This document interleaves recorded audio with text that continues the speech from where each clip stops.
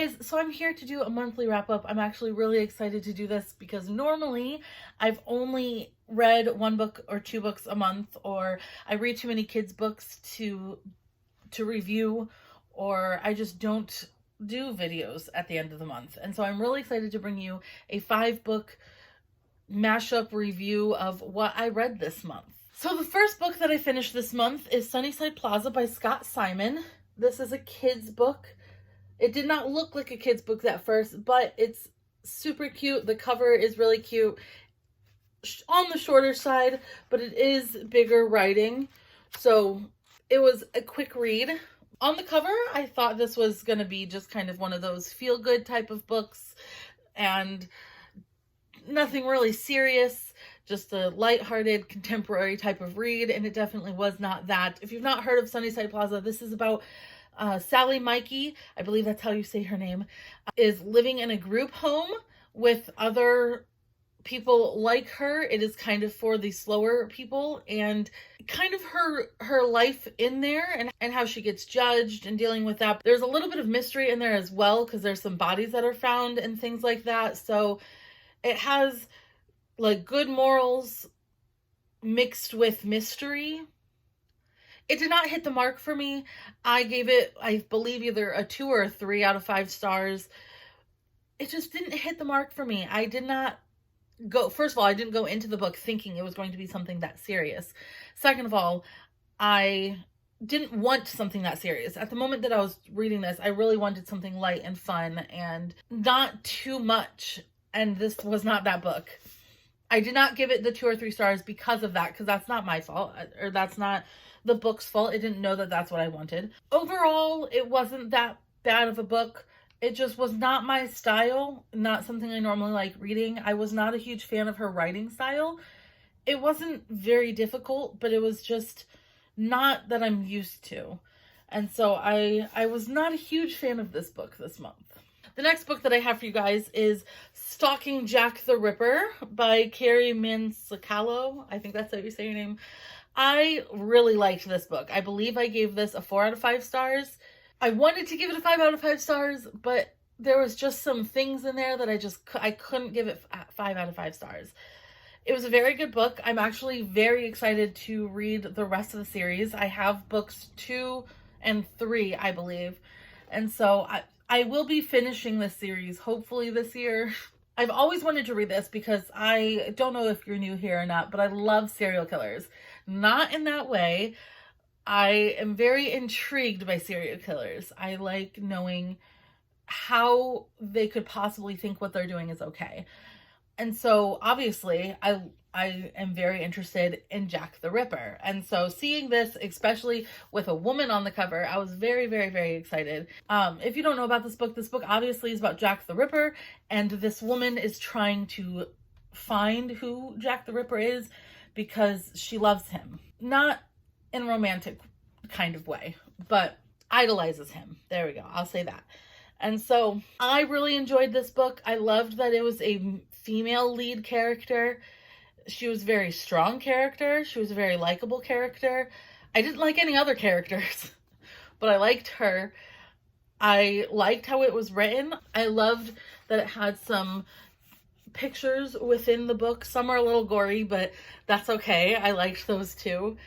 It's definitely one of those books that I need to pick up the next book, but not right away, because it kind of wrapped things up in a little tight bow and then like left the door ajar. So like I need to read the next book, but I'm not super like needing for it. And I love books like that. I love standalones. Those are my absolute favorite, obviously, because it's just easy, it's done and over with. But books in series, when they stop at a cutoff and like you need that next book, but then of course it's not coming out for a year, I don't like that. I like books like this that it kind of ends things that you're okay with things and you can get the next book at your leisure. But I really did like this. I gave it a 4 out of 5 stars. I thought, like I said, I loved her as a character. The other characters kind of fell flat for me. The plot twists weren't the biggest plot twists, I guess I could say. The entire book made me think about this the entire time, so it wasn't very surprising. I'll say that. But still a really good book. If you are interested in anything of this kind of sort, you like mysteries and thrillers, this is definitely up your alley. It's really great to see a female strong lead character. The next book I finished this month is Good Girl, Bad Blood by Holly Jackson. This is the second book to A Good Girl's Guide to Murder. I loved this book. I read this earlier this year. This has been the only 5-star read that I've read this year. I absolutely loved this book. But then I read this one. That's not a good thing. Because I loved the first book so much, I pre-ordered this book. I needed to get my hands on this book as soon as it came out because I loved the first one so much. And again, the first book was also kind of like Stalking Jack the Ripper, where it was tied off. There was a little bit that was still like, oh, I guess it could have a second book, but it was tied off. It was okay. Things were okay. I wasn't needing the book. I only really wanted the book because I loved the first book so much. Not at all. I am very disappointed in this book. Holly Jackson should have left that as a standalone. That's all I really got to say. I think I gave this maybe a 2 out of 5 stars or maybe a 3. I'm just so disappointed. First of all, it's weird. I'm thinking this is from the UK. I'm not entirely sure because it's a weird shape. It's not shaped like that. And it's a lot longer than the other book. And I'm thinking it's just because she wanted a longer book, maybe, because there was a lot of things in here that didn't need to be in here. And it just seemed like she was pushing. I think people writing in young adult now see all of these huge series like Sarah J. Maas that has like 7 books in her Throne of Glass series and stuff like that they want big long series because obviously then they get paid more. But I don't think this book was necessary. I will say part of the ending of the second book is in here, and so you get a little bit more satisfaction of what happened in the first one. But I just feel like this was unnecessary. It felt like she was kind of pulling to try to get a second book. There were aspects in here that were good. I still liked the characters. I still love her writing style. I love the added element of like Facebook messages, emails, things like that. I love when books add things like that. I think it makes it a lot more real to the reader. But it was just pulling at straws. By the end of the book, I was reading and I'm like, really? Like, I am very sorry, Holly Jackson. I know you're not watching this, but I loved your first book. This was just not for me. If you enjoyed the first book as much as I did, I don't think you need to pick this up, but it is still a mystery thriller type of book. I did not get really thrilled. It just seemed to drag on. So this was a dud. Sorry. The next book I finished is The Truth About Magic by Atticus. This is such a beautiful cover. I love this cover. As soon as I saw this in, I believe I got Books a Million, I had to pick it up. When I was younger, even though I'm a huge reader, I was not good at English. I don't know, is that a thing? Like, are other people here not that great at English but are really good with reading? Maybe it just, two things didn't connect in my brain. But I never enjoyed poems. I didn't like writing poems. I didn't like reading poems. I never understood them. Poetry was not my thing when I was younger. But then I got introduced to, what's her name? But then I got introduced to Amanda Lovelace's books, and I absolutely loved her poetry. And of course, I love Ellen Hopkins too. So I loved it. So I thought, okay, well, this is a beautiful cover. It's talking about magic. So maybe I might, and I looked through it and it's very much so small poems, some pictures, not anything big. So I was like, you know what? Maybe I'll try it. It was on the like buy 2 get 1 free shelf. So I said, I'm going to try it. So I picked this one up. And I thought maybe after such a bad book of Good Girl, Bad Blood, that I was like, well, give me something short, sweet, and not something I really have to think about. So I picked this up and I actually really enjoyed this. I did give it a 4 out of 5 stars.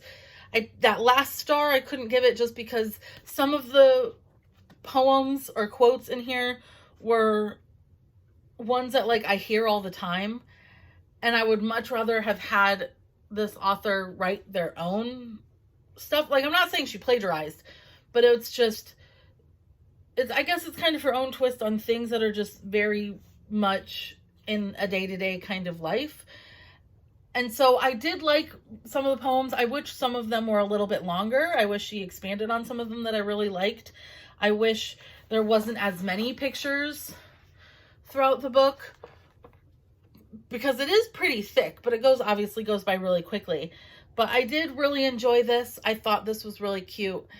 I love love, and it has a lot to do with magic and love, and so I did give this a 4 out of 5 stars. It was really cute. If you are not into poems, but you kind of want to divulge into it a little bit, this is definitely for you. Along with any Amanda Lovelace book, she writes phenomenal poetry as well. Oh, and this cover, I can't get past the cover, and it has the buttery feel, which is even better. After that one, I also wanted to continue on the theme of a small book, and so I found this one. This one I believe I got at Barnes & Noble, and it's called Escape Room by Maureen Soffels. I think that's how you say it. I don't know if you know this about me, but I'm a huge escape room, like, obsessed freak. I've done maybe 20 by now, and I'm probably going to do 21 next weekend. I love escape rooms. They have escape room games that you can play at home. I believe have played, like 3 or 4 brands of all of their entire games. I love escape rooms. And so the minute that I saw that this title was Escape Room, I had to pick it up. Short, very, you can tell how like easily read this book is. And I was so into it. I was so excited. And so when I needed to pick up a new book, I obviously have a ton of books I need to read, but I picked this one up because I was so excited. I was like, okay, I know I'm going to love this because it's escape room. It's short. It's an easy read. It's going to be a definite 5 out of 5 stars. Not at all. I believe I gave it another 4 out of 5 stars. It was okay. It was definitely not what I was expecting. I did not really like her writing style. It was not continuously the same. It seemed like in parts that didn't really need a lot of detail were written perfectly well. But then when they're in the escape room and things are happening, it just seemed to like jumble up, and it was like she forgot how to write or something. I don't know. It was just seemed weird to me, and I was not a fan. I did obviously like that they went to an escape room. Throughout the book, it started to seem it was getting kind of sci-fi, but it wasn't sci-fi. But it just, I don't know. It just did not hit the mark. I didn't like any of the characters at all. I didn't like the reason behind what they were doing.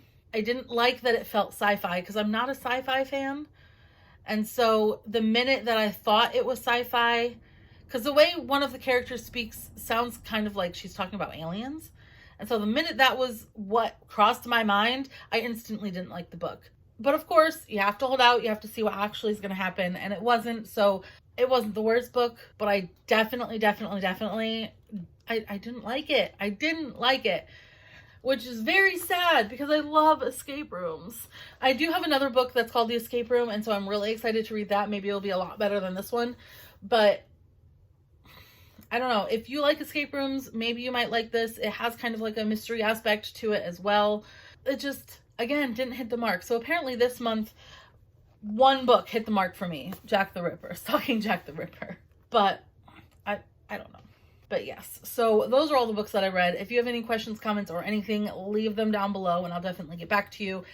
And I will see you guys in my next video. I'm really excited. I have a couple little projects coming along, so I'm excited to see them. So please hit that subscribe button and that like button to show me that you liked this video and that you want to see all the videos that I'm going to be posting. So hit the subscribe button, hit that bell next to it if you want to be notified that I am posting.